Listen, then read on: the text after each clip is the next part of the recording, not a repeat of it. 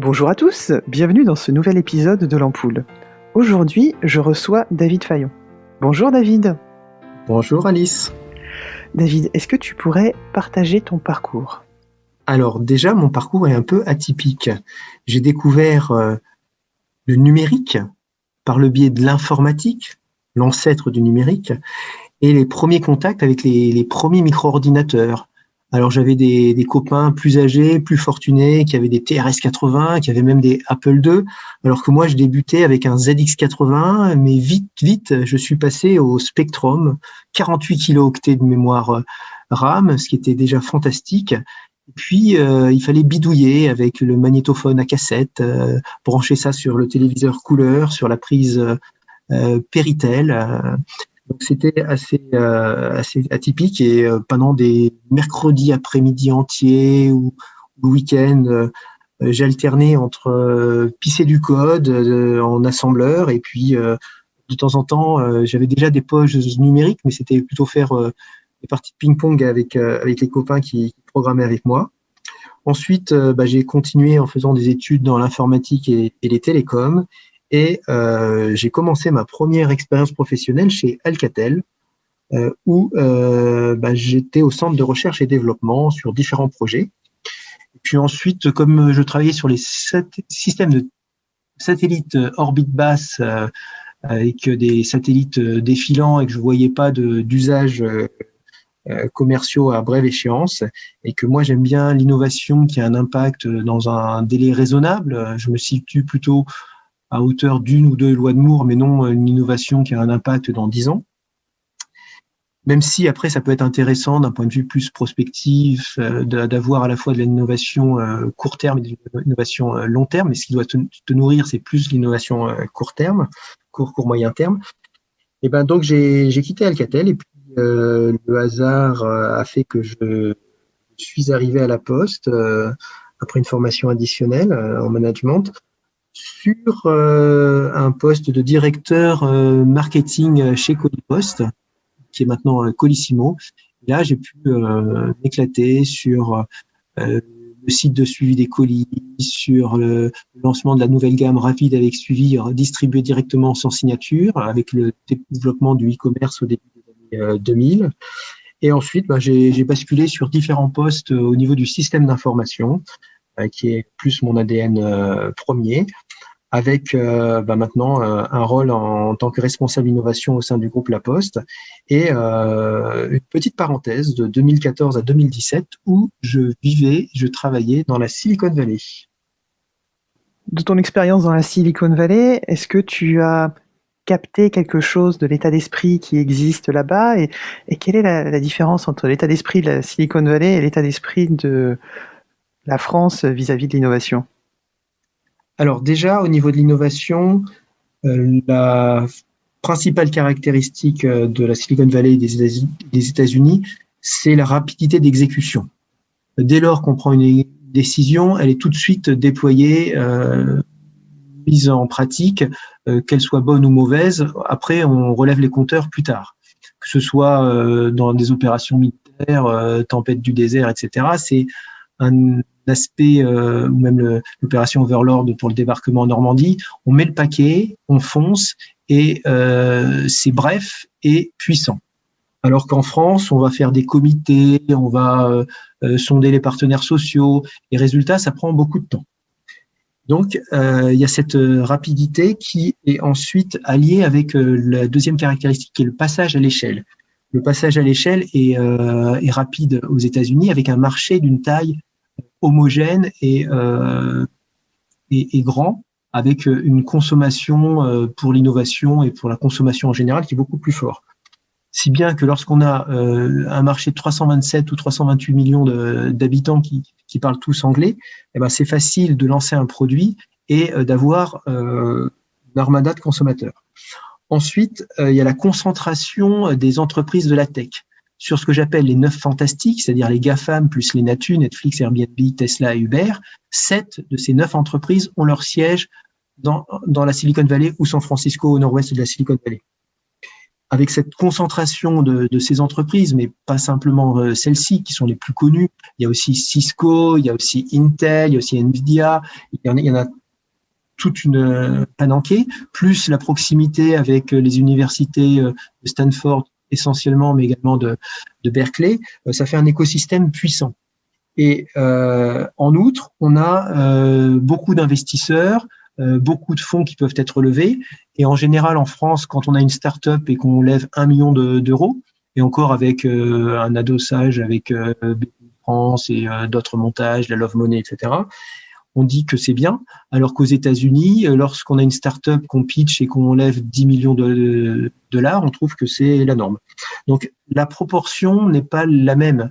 La Silicon Valley, c'est des formats un petit peu dans le domaine du cinéma à la Hollywood, même si Hollywood n'est pas dans la Silicon Valley, mais dans la Californie du Sud, près de Los Angeles. Alors que nous, les startups en France, c'est plutôt le film amateur français, qui est un film qui va raconter une histoire, qui va être peut-être plus poétique, qui va être plus complexe d'un point de vue scénario ou algorithmique ou autre, alors que les Américains sont très pragmatiques. Les Américains ne sont pas orientés prix Nobel, ils sont plutôt orientés pour un produit qui marche, qui soit vendu massivement, alors que les Français vont plutôt essayer d'avoir un produit qui va être parfait, sans bug, avec une algorithmique ou un concept intéressant. Et c'est un côté moins pragmatique, mais plus empirique dans le sens académique du terme. David, en tant que responsable d'innovation à la Poste, est-ce que tu pourrais partager avec nous quelques innovations qui ont marqué ton parcours et des innovations qui sont aussi en cours? Alors, il y a beaucoup de POC qui ont été réalisés, notamment avec le smartphone des facteurs, Factéo. Notamment, j'en avais conduit un sur la signature qui était fait sur l'écran du smartphone avec le doigt ou un stylet. Et tout ceci était traité via une courbe de Bézier pour pouvoir n'occuper que 1 ou 2 kilooctets et donc favoriser le débit depuis la remontée d'informations plutôt depuis le smartphone vers le système d'information central. Autre exemple, toujours avec Factéo, le paiement sans contact. Donc ça, c'est un projet qui est en cours, de façon à ce que le facteur puisse encaisser des ventes. Ce sera à suivre de près. Autre exemple encore, les lunettes de réalité augmentée, pour que le facteur puisse bénéficier d'un expert à distance qui va le guider dans des actions qu'il aura à accomplir vis-à-vis d'un client. Donc tout ça, c'est des exemples de projets. Il y en a un autre qui a été aussi mené sur des panneaux photovoltaïques qui permettent de capter de l'énergie solaire pour alimenter les véhicules électriques d'un site postal. Voilà, donc ça, c'est des expérimentations avec des retours d'expérimentation et puis ensuite des généralisations ou industrialisations. Alors, par exemple, la signature depuis le smartphone des facteurs a été industrialisée depuis plusieurs années. Voilà, et donc on teste, on apprend, et c'est le système entonnoir. Il y a beaucoup d'appelés, peu d'élus, mais après les élus, ce sont des pépites qui permettent de transformer le groupe La Poste, sachant que structurellement le flux de volume courrier diminue, donc on a besoin de trouver des relais de croissance de façon à pouvoir être une entreprise moderne qui est à l'écoute du marché, des usages et qui soit dans un monde phygital, avec le meilleur des deux mondes, le monde physique et le monde numérique, qui cohabitent intelligemment pour donner plus de valeur au client final. Et d'où viennent ces idées? Ce sont les postiers eux-mêmes qui proposent leurs idées? Comment se passe la phase d'idéation? Alors la phase d'idéation, il y a à la fois du top-down et du bottom-up. On peut avoir un dirigeant de la Poste qui demande de plancher sur tel ou tel sujet. Ça peut être la ville connectée, Smart Territories, quelque chose d'assez général ou même très précis. Et puis également des boîtes à idées ou l'innovation plus bottom-up ou participative. Et puis il y a aussi un projet qui avait été lancé pour l'intrapreneuriat à la Poste qui s'appelle 20 projets pour 2020 avec plusieurs éditions et des lauréats successifs. et donc prolongation de ces dispositifs de façon à pouvoir continuer à innover, car souvent on a tendance à négliger dans les grandes organisations le facteur innovateur interne. C'est bien d'innover avec un écosystème, avec des startups, avec des grandes entreprises partenaires, avec d'autres entreprises de taille intermédiaire ou des PME, également des grandes écoles et des universités où on peut faire des hackathons, on peut faire des POC, etc. Mais il y a également une appétence pour l'innovation à l'intérieur de l'entreprise, parce que là, on connaît plus les process, les produits, les services, la culture d'entreprise, et c'est mixer tout ça qui permet de donner de la valeur ajoutée. David, tu écris des livres, tu t'exprimes très régulièrement sur tes pratiques, tu as même fait une thèse. Peux-tu partager avec nous un secret à propos du management de l'innovation? Alors, le management de l'innovation, tel que je le vis, c'est plutôt la pratique essai-erreur, test and learn. On apprend en marchant, on a une idée et on va au bout de cette idée. Mais il faut que l'idée soit comme dans la Silicon Valley, qu'elle corresponde à la résolution d'un problème. Et comme le dit Carlos Diaz, plus le problème est gros, plus l'opportunité business va être importante. Donc, il faut, à mon sens, au sein de l'entreprise, faire un criblage des innovations potentielles pour choisir ses combats. On ne peut pas mener tout de front. Avec des innovations qui peuvent avoir beaucoup d'utilisateurs, mais qui vont rapporter peu, et d'autres innovations qui peuvent avoir moins d'utilisateurs, mais qui vont, pour chacun d'eux, rapporter beaucoup. Donc, il faut avoir cette démarche de se situer déjà sur des usages potentiels, sur le marché potentiel, même si on peut se tromper dans le marketing du produit ou du service. Par exemple, Renault, lorsqu'ils ont lancé la Twingo en 1992, Renault pensait que ça allait être une deuxième ou une troisième voiture, et finalement c'était une voiture plus pour des bobos dans des villes, etc. Le ciblage n'a pas été le bon, néanmoins ça a été un super succès.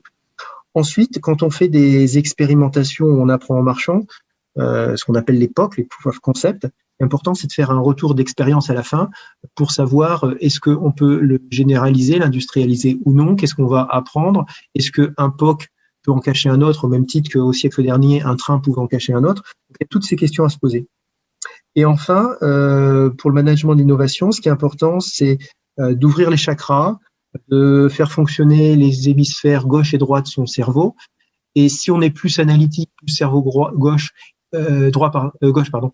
Et si on a d'autres personnes qui sont plus imaginatives, créatives, cerveau droit, ce qui est intéressant, c'est de les mettre autour d'une table ou à distance, avec Zoom et puis tous les outils de webinaire qui ont été développés massivement avec la crise. Par effet d'accélération. Donc, c'est intéressant d'avoir des compétences plurielles, des marketeurs, des concepteurs développeurs, des financiers, des geeks pur jus, et ça permettra ce bouillon créatif avec un enrichissement mutuel et une vision des problèmes ou des opportunités sous plusieurs angles. On arrive au terme de cet entretien. Est-ce que tu aurais un conseil à donner aux jeunes générations pour que notre futur reste désirable? Oui, alors là, ce serait de reprendre le problème à l'envers. On est sous l'influence néfaste excusez-moi, je vais faire un peu de politique, d'Europe Écologie Les Verts, dans une écologie qui est punitive, soit on interdit, soit on taxe. Or, ça, c'est un modèle de décroissance, et on ne peut pas proposer à des pays émergents comme l'Afrique, comme l'Inde, etc., de dire il faut que vous consommiez moins parce que ça va polluer la planète. Et ça, c'est un point fondamental sur lequel j'insiste. Il ne faut pas se poser, non pas du point de vue du consommateur, mais du point de vue du producteur. Si on produit mieux, différemment, les consommateurs consommeront les biens, les produits et services qui auront été produits, mais plus intelligemment, et généreront moins de pollution. Je donne un exemple. Lorsque l'informatique est passée de la génération des transistors aux microprocesseurs, on a eu une évolution qui a permis des stockages massifs, la loi de Moore avec la puissance des ordinateurs qui depuis 1971 double tous les mois. On a eu l'opportunité de développer des outils comme l'ordinateur personnel, comme le smartphone, etc. Mais la production, ça peut être aussi des innovations de procédés, des matériaux plus légers, moins polluants. Ça peut être dans l'usage de l'acier ou du ciment, des composants qui vont moins polluer. Et donc là, on peut avoir des facteurs de 10-15%, voire des facteurs de 1 à 10 dans le cadre de changement de paradigme. C'est pour ça que je crois beaucoup à l'informatique quantique, que je crois beaucoup au développement de certains champs de l'intelligence artificielle, avec un bémol, c'est que dans certains cas, c'est pas une panacée et on peut avoir une intelligence humaine qui soit meilleure. Donc c'est tout un tas d'imagination pour produire différemment, avec des matières qui coûtent moins cher ou qui sont pas en voie de disparition, pour que l'on puisse avoir des consommateurs qui ne polluent moins, en bout de chaîne. Et puis il y a aussi l'éco-conception et le fait que dès lors de la conception d'un produit, on se pose la question du recyclage. Par exemple, si on a un composant électronique, avoir la cartographie de ce composant pour lorsque le consommateur, après une durée de vie de X années, par ailleurs, on peut aussi allonger la durée de vie des biens d'équipement, notamment les smartphones, parce qu'il y a cette obsolescence programmée qui est anti-écologique. Mais on peut aussi avoir ce composant qui est rapporté avec une collecte de ces équipements électroniques, notamment les déchets électroniques qui polluent énormément, pour dire à tel endroit, de façon matricielle, en B7, il y a un petit peu d'or, en C15, là, il y a du manganèse, etc., etc. Et ça nous permettra de ne pas avoir une disparition ou une raréfication des terres rares et de tout un tas d'autres composants. Et du même coup, ça permettra de sauver la planète. Parce que pour moi, l'écologie intelligente pour la production doit respecter les trois composantes que sont